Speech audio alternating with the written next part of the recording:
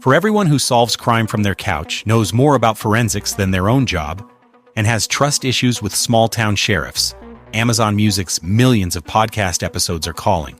Just download the Amazon Music app and start listening to your favorite true crime podcasts ad-free. Included with Prime. When was the last time you felt in control of your business finances? Expenses tracked, invoices sent, taxes ready. That's where Found comes in. Found brings your banking, bookkeeping, invoicing, and taxes together in one simple app. Manage expenses, invoice clients, send payments, and prep for tax time right where you bank. Join the hundreds of thousands who have already streamlined their finances with Found. Open a Found account for free at found.com. That's Found.com. Found is a financial technology company, not a bank. Banking services provided by Lead Bank, member FDIC. This is Optimal Relationships Daily. How to Deal with Toxic Family Members Without Losing Your Mind. Part 2. By Sabrina of thebuddingoptimist.com. Escaping from a toxic family. 5 tips to help you reclaim your inner peace. Number 1. Learn their tactics. The first step to dealing with toxic family members is to recognize their tactics. Some people have a knack for subtle emotional manipulation, while others use more direct forms of intimidation. If you don't know how they operate, you can't develop a strategy as to how you'll respond. Once you learn their tactics, you'll feel a bit better about yourself, too. You'll realize that their words and actions have little to do with you, and you'll stop taking them so personally. When you know the weapons that these toxic family members have in their arsenal, they can't use them to hurt you anymore.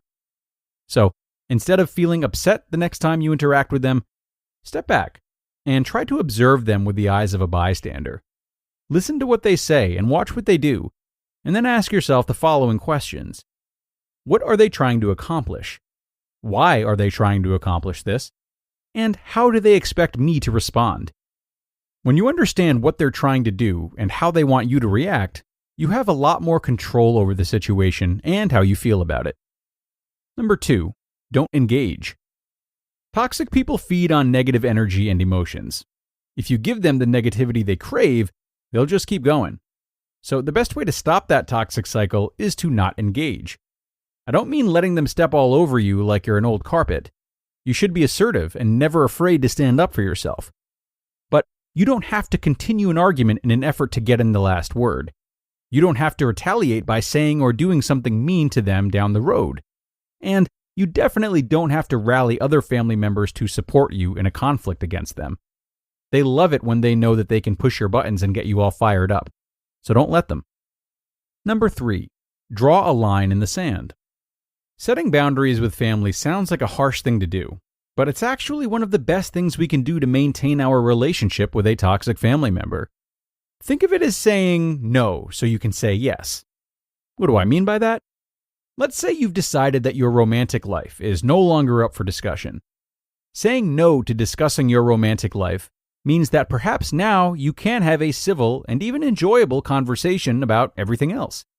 You're setting rules of engagement that will hopefully allow you to continue a relationship together, and with time, mend the cracks.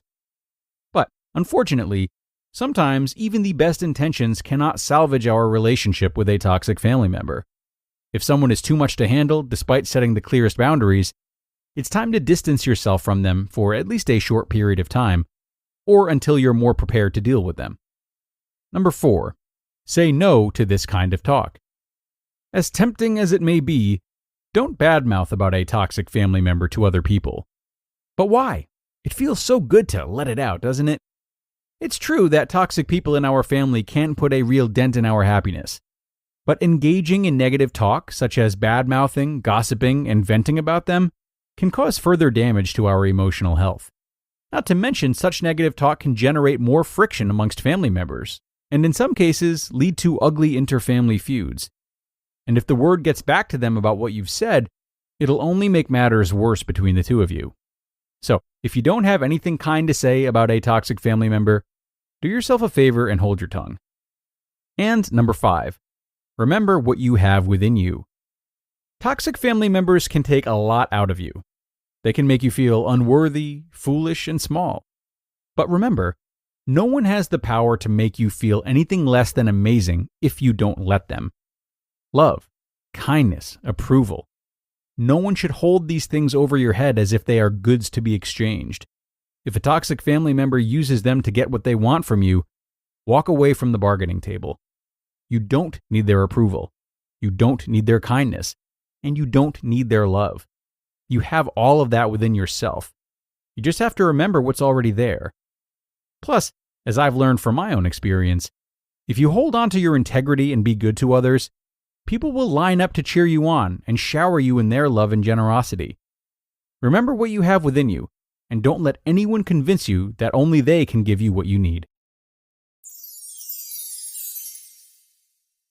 You just listened to part 2 of the post titled, How to Deal with Toxic Family Members Without Losing Your Mind, by Sabrina of thebuddingoptimist.com.